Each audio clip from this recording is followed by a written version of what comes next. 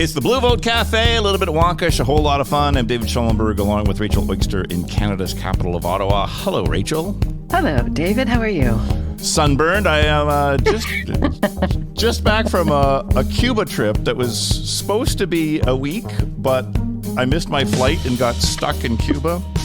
And Aww. Well, you'd like to say that. You'd like to think that. You'd like to think that's a great thing. However, when you get stuck in Cuba, things get very messy. And oddly, when you try to find a flight, because there is no such thing as like a flight, you can just go get a flight from Cuba. So it gets frustrating very fast. I can imagine. I'm glad you're home, yes. safe, if sunburned. Sunburn and considerably more broke than I was expecting to be. How are you? Yeah, we should celebrate the fact that Canadians can go to Cuba. Not everybody can. Yes, I was thinking about that. The Cubans are fairly bitter about the fact that a lot of the world can't go visit them. Yeah, that doesn't surprise me at all. No. How are you? Oh, I'm fine, thank you. Yeah, I've been doing my taxes, the fun of belonging to two countries, especially in April. Yes. But I got it done. I got it in on April Fool's Day, so hopefully there won't be any surprises. Wonderful. Who's with us today? Today, we are joined by Ken Martin, who is the chairman of the Minnesota Democratic-Farmer-Labor Pary. And I understand one of the longest serving in that position, the president of the Association of State Democratic Committees and a vice chair of the Demcratic National Committee itself. Welcome, Ken.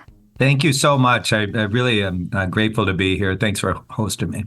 Well, we're thrilled to have you. We understand you are on a jaunt to our very own country of residence, Canada. So you're speaking to us from Toronto, I think, right? Yeah, and I may be one of the few people that actually had to come south to get to Toronto, coming from Minneapolis. But I will tell you, it's great to be here in Toronto. We had some great events yesterday put on by the Toronto Democrats Abroad chapter, and of course Steve Nardi, who you all know, the vice chair of the International Democrats Abroad. So grateful to be here. Lots of great enthusiasm and excitement amongst Democrats here in Toronto.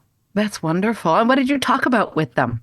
Well, lots of things, of course, really just focusing in on the importance of this upcoming election in 2024, the stakes, and how important the abroad vote is to winning elections up and down the ballot back in the States. And so, there's so much to unpack from those conversations. But I left more energized than I came in, to be honest with you, to see folks who are willing to fight for their country, fight for our party and our values here in Toronto.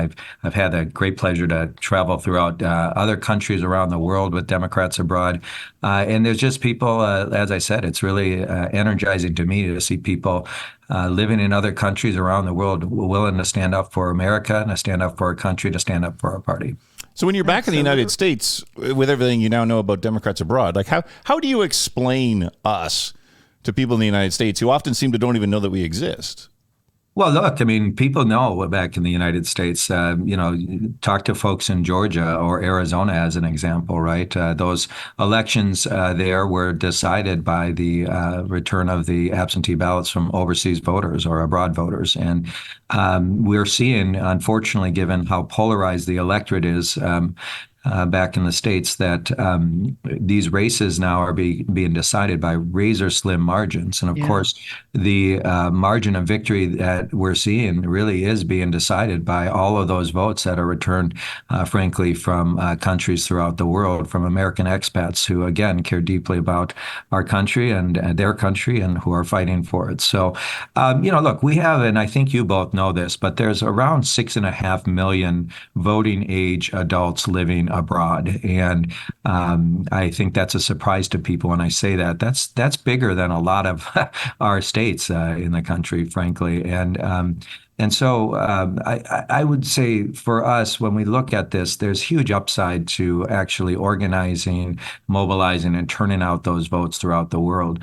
When you think about this, though, of those 6.5 million people who are, in fact, living abroad, only about 1.5 million of them, or 23%, are actually registered. And so there's a huge ceiling here that we haven't quite reached. So a lot more voters that are living abroad that are not registered, and we should be focusing on trying to get as many of them registered. The second piece is of those 1.5 million folks living abroad that are registered, only about 7.8% of them turned out in the last presidential election. So again, there's a huge upside of actually increasing the turnout of registered voters who are living abroad. And, I think what's really astounding to me is that of those registered voters that are living abroad, based on their party preference and party registration, roughly 80% of them are in fact Democrats. So the work that we're doing with Democrats abroad is so important. Every vote you can turn out really accrues to the Democratic Party advantage and our candidates' advantage.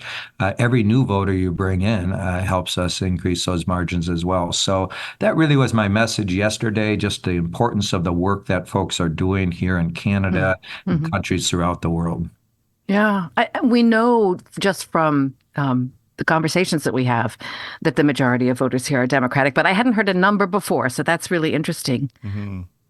Yeah, and it's most of that data is pulled from party registration. In most states, you have to indicate a preference when you register to vote.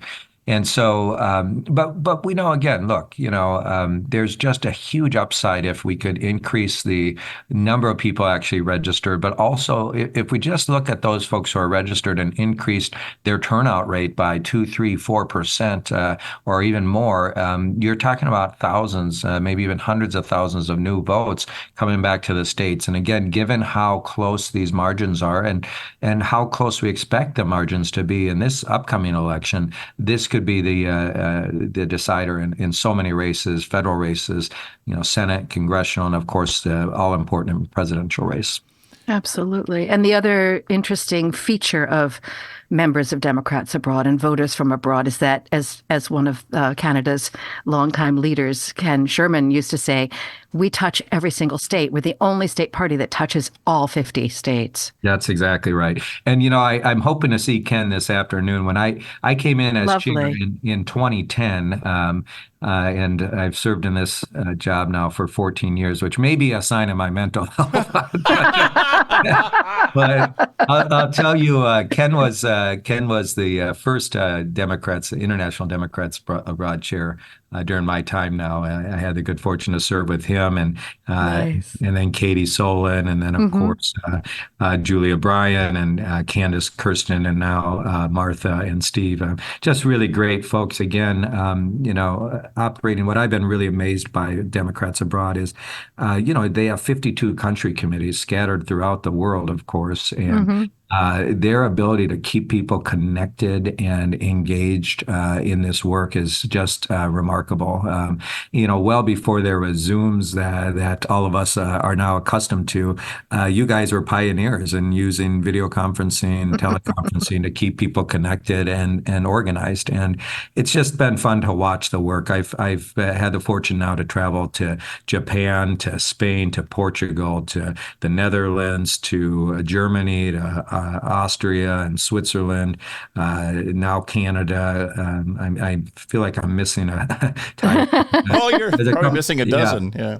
Yeah. Well, but the point is, gotta collect the whole set. Yeah. That's right.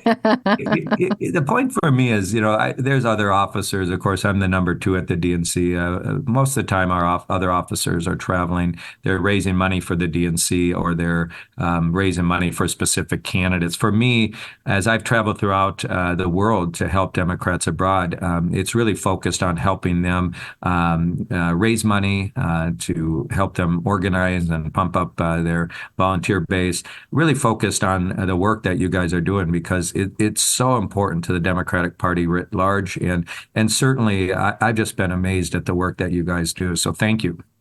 Oh, thank you. Ken Sherman's been my roommate on a couple of trips when we take to events and stuff. So yeah, I can honestly say that man has a lot of energy and he keeps going. It's interesting when you talk about the amount of votes that come from Democrats outside of the United States, and we've talked about this on the podcast before, but I suppose the question for you is why is that? What does that say either about the United States, or what does that say about the world, or what does that say about the way Democrats have left the United States, that so much overseas voting does lead to the Democrat Party? A great question, David. Good luck on that one, Ken. Yeah, I would ask you guys that question, to be honest with you, because for a long time, I think we saw that the American overseas vote tended to lean a little bit more to the right, particularly because most folks living abroad were connected in some way with the military and the armed forces, right? Right. That's changed in time, It has. of course. And I can't point to specifically why, but there's no doubt now. Think about Germany as an example, right? Most Americans living in Germany were there, and a lot still are because of the massive military presence that the U.S. has there. But as I traveled through Frankfurt and Munich on a recent trip, it's very clear that there are a lot more Americans living and working over there that have no connection to the armed forces. And that's true and growing more and more each year. I don't know why that is, to be honest with you, but it is what it is. And it's something that, as we think about just the math of winning elections, there's a real untapped pool of voters that we can get, right? People ask me all the time, I've been in politics since 1990, having gotten started with a bushy-haired college professor named Paul Wellstone, who I had the good fortune to work on his campaign and then work for him in the Senate. And I'll tell you that as I train folks on various campaigns I've run over the years, people would ask me, well, where do you go to get the votes? Or another way I say it is, people ask me where I go to hunt, right? And they think, well, I'm going to say, good Minnesota question, yeah. Yeah, well, that's right. Well, here's my favorite hunting spot, or, I go to the woods. No, I go where the deer are, right? Yes. and I use that to say that that's true of voters too, right? Well, where do you go to get the votes? Well, the reason that Democrats abroad has become so important is we've seen in recent years an explosion of overseas and abroad voters. And it's an untapped, really, as I mentioned those numbers before, 7.8% turnout, Yeah. 1.5 million. The average voter turnout throughout the country in the last election was around 67%, the last presidential election. So I say that because there's just a lot of upside here in terms of this work that all of you are doing, the organizing, the mobilizing, and the turnout work. Yeah, for sure. And I was thinking about the military vote because, of course, one of David's first questions to you was whether people know we exist. And often traditionally, when results have been reported, the overseas vote has been called the military vote. And it's not just the military. And as you say, the military vote itself has been changing. We had Dan Barka from Veterans for Responsible Leadership on the pod a couple of episodes ago, who told us that the military vote is now about 50-50 Democrats and Republicans. And that's a huge change. Mm-hmm. Absolutely. Yeah, that's great. That's great to hear. Interesting. So let's talk about mood then. What are you encountering in terms of optimism, pessimism, hope, despair? Yeah, look, I mean, we have 215 days till the election, right? I always say there's three commodities that we have in campaigns. It's time, it's people, and it's money. We can always obviously raise a few more bucks and recruit a few more people. The one thing we can't get back is time. And of course, with 215 days left from today, and there'll be 214 days tomorrow and so on. I think the one thing that I'm sensing is not only a sense of urgency, right, with time ticking away, but probably more importantly, a sense of the true stakes of this election, right? People know that this is an existential moment for our American experiment in democracy. This is a true stress test on our system of government, but more importantly, I think people, every election cycle, people like me get up and say, "This is the most important election of your lifetime," right? And I would say, and I'll come back to that in a second. Every election, of course, is important, but most people, when I say this, they feel it in their bones. They know that this election is the starkest contrast we've had between elected or candidates. And I would just say that the mood I get as I travel around is certainly worry and concern. But I also have, as I've always say, you have to turn your worry into work and your fear into fight, right? Mm-hmm. I do believe that that's when I come into these meetings and talk to folks and listen to folks, they start with deep fear, but you can sense that they're willing to actually turn that fear into fight and to roll up their sleeves and do the hard work of organizing and having tough conversations and reaching out to folks not only in their countries, their communities, but all over the world to make sure that we win. And truly, as we talked about last night here in Toronto, what happens in the U.S., it doesn't just stay in the U.S. Of course, we are the longest continuous free democracy in the world. And if our democracy falls, which sounds hyperbolic, but truly could happen, it will have a tremendous impact around the world. And so this election isn't just an election for Americans. It's an election for people who care about democracies all around the world. It's interesting you say we do have to have tough questions and tough conversations. And when I talk to a lot of Americans, and I think about it, we set up a booth for Capital Pride here in Ottawa a little while ago, and you talk to people in the street as they walk past, and sometimes some of the people you talk to are Americans. They are fully aware that they can vote, but they're embarrassed by the United States. And so they just choose not to participate. Have you seen that as well? Yeah, I think when I was on the trip to Europe last May with Democrats Abroad, certainly a number of Americans, many who had been living overseas for some time, couldn't quite get their hands around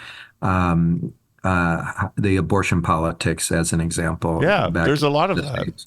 Or the infatuation with guns and gun culture in the U.S., right? And how we can't get our arms around that from a public policy standpoint. So I wouldn't say people were embarrassed to be Americans, but people didn't quite understand, particularly when you see other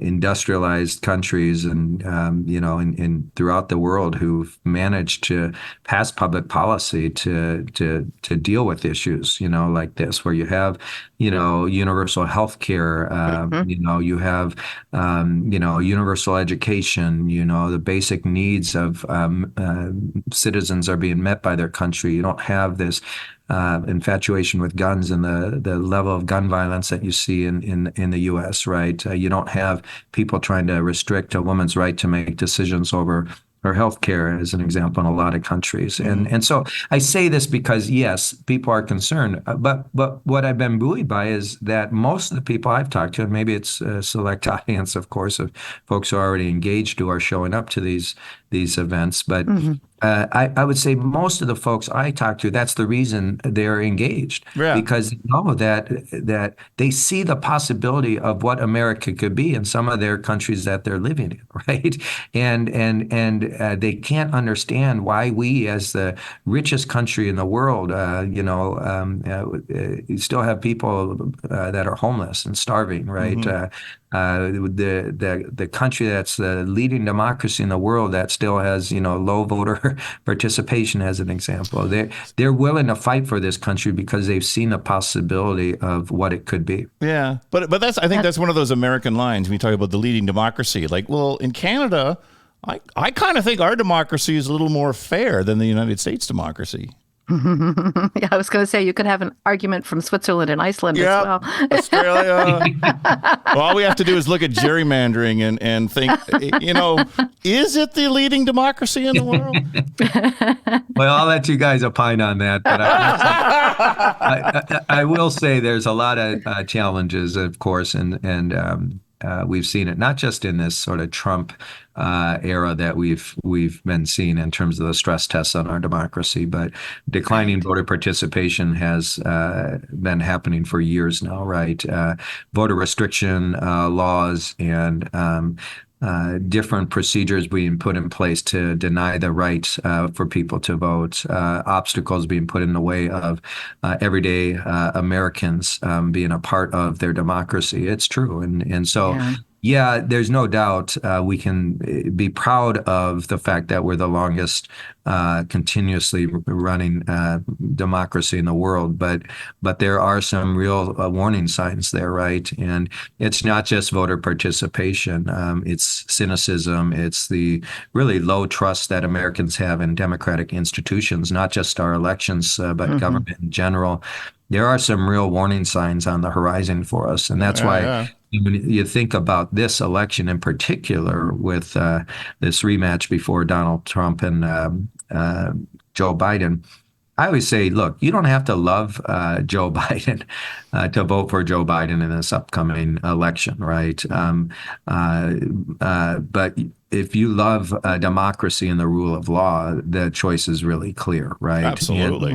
So, but look, there's a lot of things we need to do to fix our election system, and there's been a number of bills put forward by Democrats. My senior senator, Amy Klobuchar, is the chief author of the Freedom to Vote Act, and then, of course, there's the John Lewis Voting Rights Act. Both would have major overhauls in elections, and in particular, as it relates to the overseas vote, make it easier for people abroad to actually cast their ballot, through uniform absentee ballot and early voting procedures, for instance, right? So there's a lot in these bills that would strengthen our democracy, our elections, and make sure that there's no impediment to people who legally can cast a ballot doing so. But again, it's Republicans stand in the way, and unfortunately, in the case of the Freedom to Vote Act, it was a couple of Democratic senators who stood in the way, as you both know. And so we've got a long ways to go there. But I will say that people still look to our country as an example of how democracy should work. So good, bad, or ugly, we still have to be that shining example because people are looking to us, right? And so we have to fix what's broken and show folks that not only can we survive some of these stress tests, but we can also evolve our thinking on how we strengthen our democracy. So when you became chair of the Minnesota Democratic Party 14 years ago, what did you think the challenges and maybe triumphs of now would be 14 years later? Boy, that's a really interesting question. Well, certainly never saw anything like what we've been going through these last, certainly 6 years, 7 years now, whatever it is, since 2016. That election, of course, I think really woke us up to it wasn't just about Donald Trump. If there was any silver lining, I should say, in that election, and it's not a silver lining because there was nothing Trump being elected. But what it did is it exposed this very nasty underbelly of the U.S., right? That many of us, after Obama's election in 2008, thought we were heading into a sort of post-racial society where racism and misogyny and xenophobia and homophobia were a thing of the past, right? And I think what that 16 election showed us is not only are all of those things alive and well in this country, it's much more deep-seated and baked into who our country is, right? I hate to say that, but that it was important for all of us to see that, because there were folks who thought that we were past a lot of this stuff. And in some ways, it reinvigorated conversations that needed to happen, right? And I'm from Minneapolis, of course, and as you all know, that's the site of George Floyd's murder. And we had a lot of conversations, of course, around race and policing, and still are, as a community is still healing from that horrible murder. But The reason I raise that is because we need to always be aware of the challenges and not brush them under the rug or dismiss them as just sort of a one-off, right? We see this throughout school boards throughout the country right now as an example of the far right pushing a very extreme agenda of banning books and changing curriculum to whitewash history, right?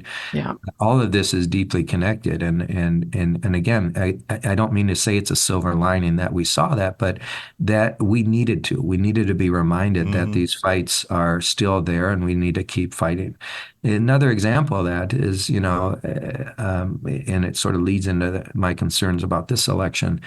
I remember in 2016 talking to folks about Hillary Clinton and people saying, well, I don't like her, so I'm not going to vote for her, or I don't agree with her 100% of the time, so I'm not going to vote for her. So they voted. And the email server. Yeah. Yeah, right. When they voted third party or they didn't vote at all, right? Well, of course, it didn't take a rocket scientist, because I'm not one at all, but it didn't take a rocket scientist to realize what the next president of the United States was going to be able to do. And I said as much, right? The next president would appoint 2 to 3 Supreme Court justices, and the things that people in this country have fought and died for literally would be in jeopardy. And of course, I sat in my office in Washington on June 24th of 2022, the day the Dobbs decision came out, and I flashed back to a number of those conversations, right? Because the reality for us is that the reason every election matters is because every election cycle, our values are on the ballot. And we make the mistake sometimes of focusing on the candidates. When we realize that really what's on the ballot every election cycle are things like, reproductive rights, right? Environmental protection. You can go down the list of things that we have been fighting for: civil rights and voting rights and equal rights and marriage equality, right? When we realize that those are all under deep attack in this country, and then we see those rights being taken away from people, there's a notion, I think, there was a notion amongst some folks that there's no way that they can take these rights away. I remember talking to young women 10 years ago about abortion care and them saying, well, there's no way Roe v. Wade will be overturned. Well, here we are. Right. And then even after the Dobbs decision, people saying, well, they'll never go as far as to go after, contraception or in vitro fertilization, right? That's a bridge too far. Well, here we are.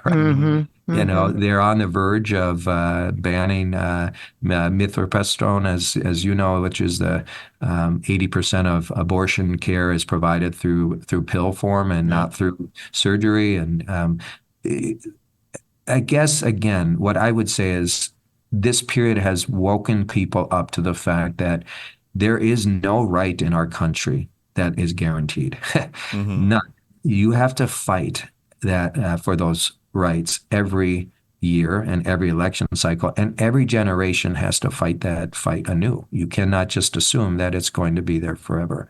And so again, those are the stakes of this election. And when you start to realize, by the way, that elections truly are about our values and our aspirations, our hopes, our dreams for the type of country and states and communities we want to live in, then suddenly the imperfections in our candidates seem very trivial.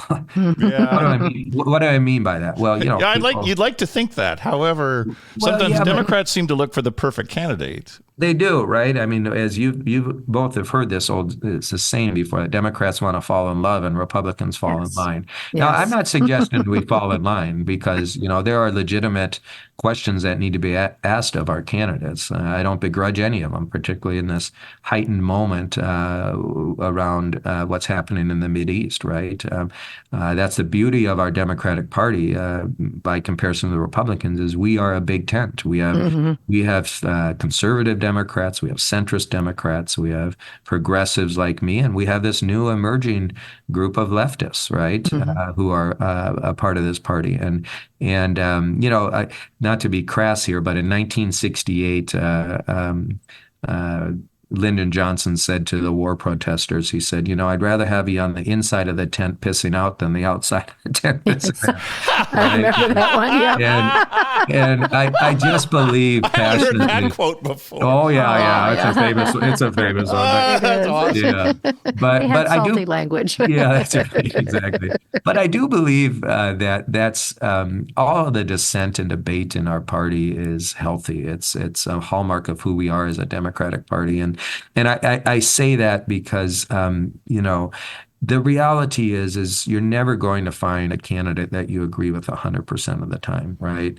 But I'm also reminded of one of my favorite governors from the 90s was Ann Richards, who famously said during a debate with George Bush when they were running for governor. She said, "Look, George, I'm a yellow dog Democrat, and what that means, if there was a yellow dog on the ballot with the D next to its name, I'd vote for that yellow dog any day of the week before I'd vote for you." And the point she was making is, look, I really believe that at the end of the day, Democrats, even some that you disagree with, are going to you're going to find more agreement with them than you will with Republicans on the issues you care about. And so looking for a perfect candidate, this sort of purity test that we've seen recently in American politics, it's not good. It's dangerous. And we can't, how do I say this the right way? We can't let perfect be the enemy of good, right? Yeah. We have to, would you rather have half the loaf or none of the loaf? Because truly in this election, that's the stakes. I will say, I'm a big fan of our president. I spend time with him. I've seen him in action. I know what's in his heart, and I know the work he's done, and it's been remarkable, of course. And we've got an amazing story to tell. But if you have disagreements with our president, that's fine. I just want you to consider the alternative. As Joe Biden says, don't compare me to the Almighty, compare me to the alternative. And that is that is American elections, right? That is elections generally. It is a choice. It is a choice between not just these two men, but it's a choice between their values and certainly what they would do in office. And I think at the end of the day, that choice is very clear for me. We've got a wonderful president who's delivered and vice president who've delivered more for the American people in that time that they've been in office than any president in my lifetime and maybe even any president ever. And we have to focus on that piece too, which is to tell the story of what's happened these last 3.5 years to rebuild this country after four terrible years that ended with an insurrection on our capital, right? So anyways, there's a lot to talk about, of course. But I'm most people are, as I am as well, fairly optimistic, but not in a sort of Pollyannish way. I mean, look, this election is going to be close. Yeah. Every election for some time now throughout the country has been close. But what I would also point to for your listeners and both of you is that since June 24th of 2022, when that Dobbs decision came out, we have seen a huge backlash throughout the country amongst voters, not just Democratic voters, but independent voters, even Republican voters who've been swinging our way because of the very extreme positions that the Republicans and their standard bearer and, of course, candidates running on their ticket continue to double down on. I mean, for God's sake, we have a guy running for governor in North Carolina named Mark Robinson, who has praised Hitler, who has denied the Holocaust, who has said he supports a 6-week abortion ban. By the way, do people even know if they're pregnant at 6 weeks? I mean, Nope. it's right. I mean, it's just crazy. Maybe you start to think it's possible, but no, right. Most people don't. Yeah, and he wants to even go further. He wants to have a complete abortion ban. And so I think what you're seeing in this country right now, in almost every election since the Dobbs decision, we've won. The Democrats have won, and including just last week in Alabama when we flipped a Trump House district by close to 30 points, right? Yeah, and so we're seeing that all over the country, that there's a big backlash. And it's not just a backlash on Trump, right? It's a backlash on these Republicans and how far that party has moved to the right and how extreme they've become, right? They are teetering on fascism. They're teetering on authoritarianism. They continue to push policies that are wildly out of favor with the vast majority of Americans. And, they certainly didn't get the lesson from the midterm election or elections since then that maybe the reason they're losing is because the policies they're pushing just are not popular. Right. I've asked this question before, but you brought up Biden and the time you spent with Biden. And for a lot of us, we've only ever seen him on television from a distance or read about it. So tell us something about Joe Biden that we don't know. Well, first off, I mean, he is a really funny That's guy. exactly the same answer as last time. Yeah. He just, but he's also, he likes to crack a joke. He, always tries to keep things light. But he also is one of the most empathetic and compassionate people I've seen him with grieving mothers. I've seen him with, folks who've lost loved ones. I've seen him, just recently, my wife and I greeted him in Minneapolis, and, my wife is Irish, he's Irish. And so they spent at least, I would say, I'm not lying here, probably 15 minutes just talking about Ireland. And I was like, okay, enough of this talk. Jeez Louise. But he's a good man. And I think that's the other piece of this, right? At the end of the day, look, I saw Hillary Clinton say this yesterday on some news show. When she was asked about the difference between Biden and Trump. And look, they're both old, right? And this is what she said. I mean, they're both old guys. I mean, you can't change the fact that they're old. No. But one guy's old and is compassionate and empathetic and cares deeply about this country and listens and wants to do what's right by Americans. And another guy who's old, who is mean, vindictive, a narcissist, and who only cares about himself, right? Mm-hmm. And I think that is really true, right? When we talk about character, actually, when we talk about the soul of the country, what is Joe Biden really talking about, right? It's bigger than party. It's bigger than himself. It's really, who are we as Americans, right? And as importantly, who should we be, right? And it's having people serving in all walks of life, not just in elected office, but serving community in all walks of life who understand that when you're called to service, it's a service to others, that you're compassionate and there's decency, there's a moral character there that, and also I would say that there were core tenets of our American experiment that always united Democrats and Republicans that now we've seen one party walk away from. The rule of law, the respect for our Constitution, a number of other pieces that have always united Democrats and Republicans together. That's what we're talking about in terms of the soul of the country. This is, we're fighting for something greater than just party or just themselves. And so when you ask the question about who Joe Biden is, I mean, he's a man of character and decency who's just trying to do his best to help move this country forward. There's not a mean bone in his body. So I've been really surprised. We had 21 candidates running for president in 2020, right? All of them good options, right? Or I should say most of them. Yeah. How to get myself in trouble by saying that, but I would say we had a lot of great options, and but Joe Biden has, I think, from my perspective, has really surprised me, and just how hard he's pushed to actually pass laws that are improving people's lives and strengthening communities, right? From day one, right? American Rescue Plan. You can go through the list of legislation that has passed that is transformational, the largest infrastructure bill ever, right? The largest climate bill in history. They appointed the most number of judges, including the first Black woman to the U.S. Supreme Court. They passed the most significant gun safety reform in decades. They're making sure our veterans get the health care they need.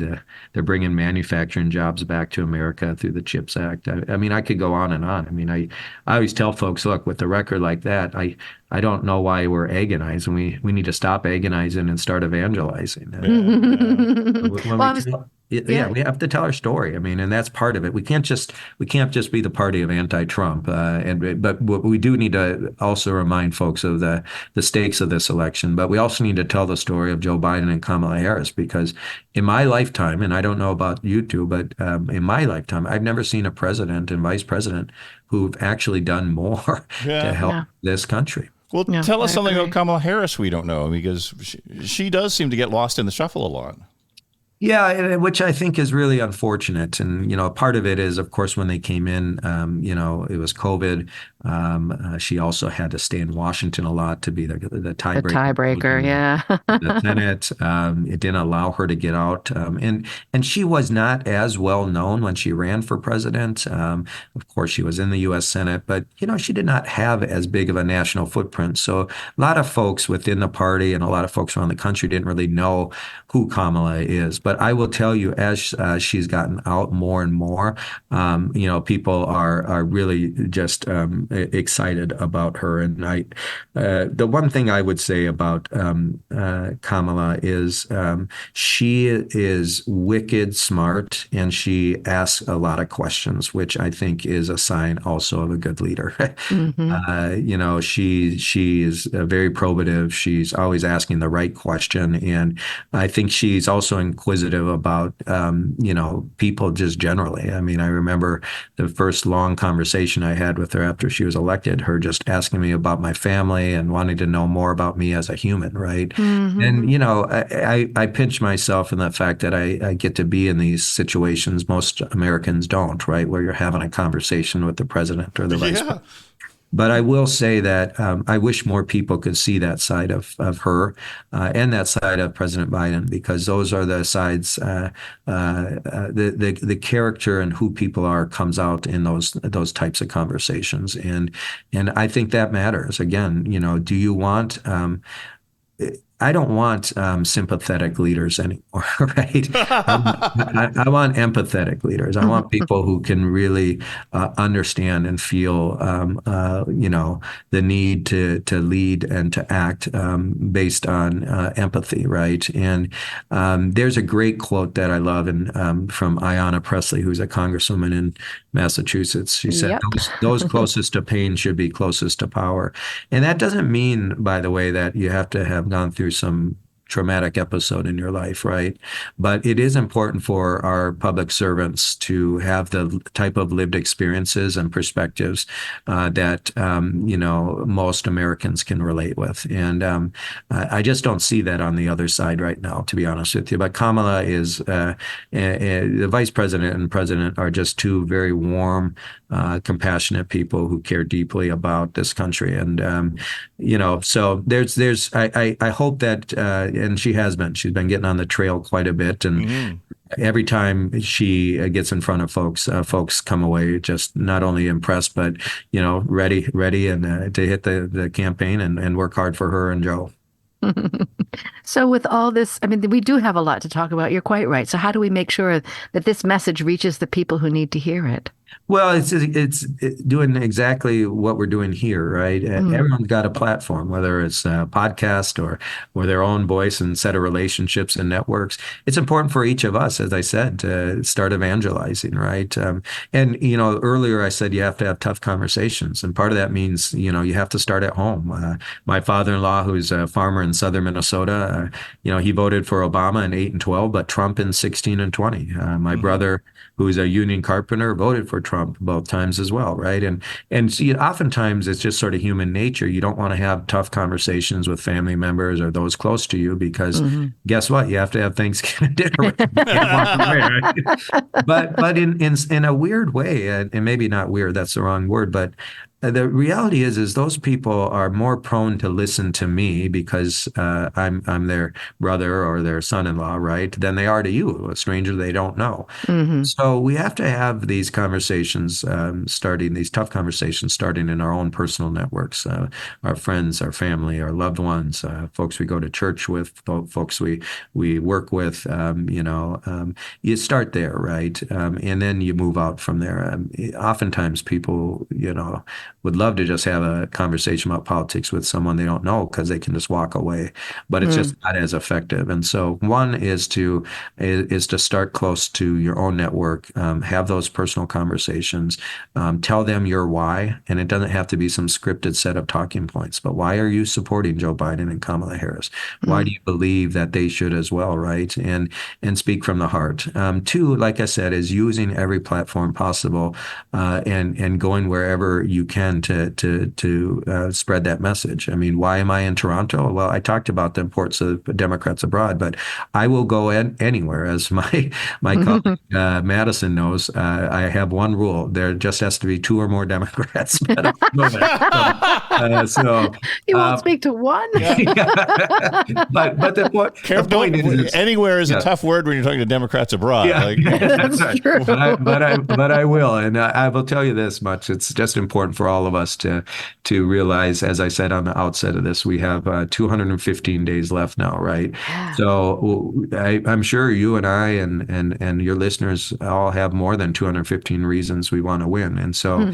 If we could do something every day to help, spread the message, mobilize and organize voters, imagine, right, how much further along we'll be by the time we get to the election. And it doesn't have to be something grand, right? It doesn't have to be taking a door knocking shift or a phone calling shift and calling 200 people. What if you just talk to the person in the grocery line in front of you, right, about politics? Or what if you wore a T-shirt or a button, somewhere, so people ask you questions, right? It doesn't have to be a grand act, but it does have to be something. As I say, you shouldn't let your inability to do everything prevent you from doing something. Yeah. And I think oftentimes there's people like me, and I'm sure you feel this sometimes too, the weight of the world on your shoulders to be, to do everything in this upcoming election. I think it's unfair to ask anyone to do everything, but it's very fair to ask people to do something. And that's my biggest message. We've got 215 days left. Do something every day to get the word out about the importance of this upcoming election. Yeah, that's smart. And that takes an interesting twist with our global audience, because I found that just in Ottawa, you have a random conversation with somebody next to you in line, and it turns out they're an American. Yes. Well, and you never know, right? You just sort of make assumptions, but that's the piece I think is really important, is just, create ways for people to engage in that conversation. And a lot of times, the sort of casual participant in politics doesn't know how to get engaged in that conversation. And so we, as people who are more engaged, need to think about meeting voters and others where they're at. And again, that means creating all sorts of entry points, meeting them in different platforms. I love podcasts like this. Every bit of communicating we can do gives people an entry point into the conversation. So I appreciate the fact that you guys are doing this podcast. Thanks. I also want to say, just to add a pen to what you were just saying, that doing anything is also the best antidote to despair. Whenever somebody says to me, they've had it and they're just deeply upset, get involved, do something. As you're saying, talk to the person in line. It's the best way to fight that sense that we're up against something we can't win. Yeah, I think that's right. But, I also think that we need to give people hope that through their own individual action that they can change and make a difference. Oftentimes people feel like they're just one person, and what difference can one person make, right? Well, as you all know, Margaret Mead said that, you should never underestimate the power of one person Yeah. to change the world. Yeah. In fact, it's the only thing that ever has. And I really believe that. Or another way of saying this is what Confucius said, which is a journey of 1,000 miles begins with one small step. Yeah. You Yeah. can't, it becomes overwhelming when you think about all the work in front of us, but when you think about just taking that first step, right? That's all you can do is control that piece, what is right in front of you in your own actions. And so do something. Don't let the weight of all of this deter you. Just do something. And if all of us do something, then we will win. I'm confident. That's wonderful. It's similar to Simon Rosenberg's message, do more, worry less. Yeah. Well, Simon's a good friend, and I saw that you guys had interviewed him. Yeah.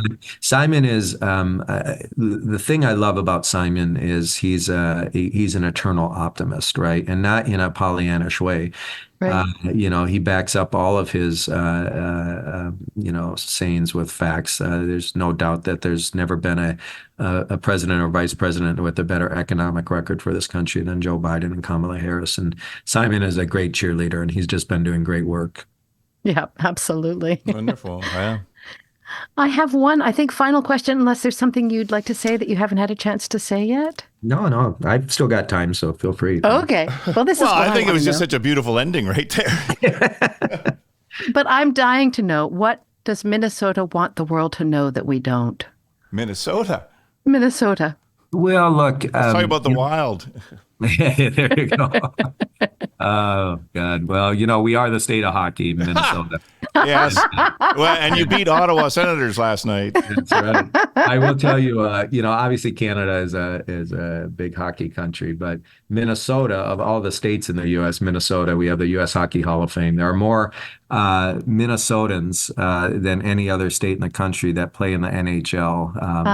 So it's and you remember that 1980 hockey team, right? Herb Brooks led Miracle on Ice. 13 of their players and all their starters were Minnesotans. We have a great history, and that's true of women's hockey as well. Interesting. And so, but let me tell you about Minnesota as it relates to politics. Last 2 years ago, we won back the trifecta by flipping the state Senate, and we had a one-seat majority.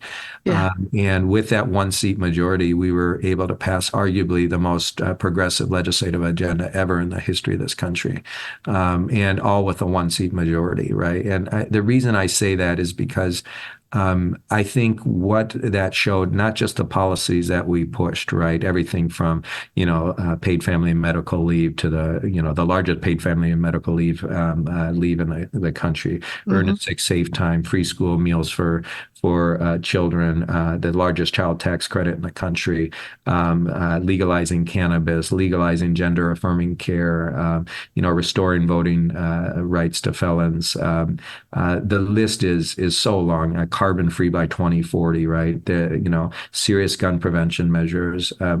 We basically went all in. And Wow. Why is that important? Well, because oftentimes, and I'm sure you two feel this or have seen this, sometimes I get really frustrated with Democrats, and particularly people who get elected to office who don't realize the immense privilege they have now to make a difference, right? And they sit on power. And what good is political power if you're trying to bank it, right? Many of these elected officials in both parties get elected, and the first thing they do, and the lens by which they make decisions is their own reelection, right? And it shouldn't be that way. You're serving the public. So when you're in office, it's not to say you go into this with a cavalier attitude and just sort of throw caution to the wind. But I do think that you have to use the power you have when you have it to make the biggest difference you can for as many people as you can. You have to have an acknowledgement that power is fleeting. We may not be in power again in 2 years, so we might as well do everything we can to help improve people's lives. And that's, I think, what I want folks to know about Minnesota, right, is that it's quite remarkable when you elect servant leaders to office who actually are looking at passing public policy to make a difference versus what do I need to do to get reelected. By the way, neither one of those are mutually exclusive. That's right. If you do good things for people, they will reelect you. That's right. Exactly. Yes, brilliant. Hear, hear. More Well, let people that need be- to understand that. That's right. And Yeah, let that be a exactly. prediction for 2024. Yeah, that's exactly right. So, but look, I want your listeners to know, and folks throughout the world, and here in Canada in particular, while there's certainly a lot to worry about, there's a lot to be hopeful for too, and we've seen that these last 3.5 years. I always tell folks that the impossible is always possible, right? And we've seen that in the last few years of things that would have seemed improbable so many years before, through a lot of just diligent and vigilant work on behalf of our president, vice president, and other Democrats in Congress and state legislatures throughout the country. We're starting to deliver on the things that Americans deeply care about. And so, look, we can either continue to move forward as a country as we have these last 3.5 years, or we could turn this country back to Donald Trump and the MAGA Trumpers who have made it clear on what type of country they want us all to live in. This is an existential choice. Of course, I'm biased. The choice to me is very clear, but I think I want your listeners to know that there's a lot of good still happening in this country. And while sometimes it's easy to despair, there's been a lot of good things happening as well. Yep, absolutely. Well, thank you. You had to take a deep breath there. I did. Oh, my Absolutely. gosh. Well, I mean, there's a lot of work ahead, but yeah, we can do it. Yes, no doubt about it. So, Well, Ken Martin, thank you so much for joining us. This has been really interesting and uplifting.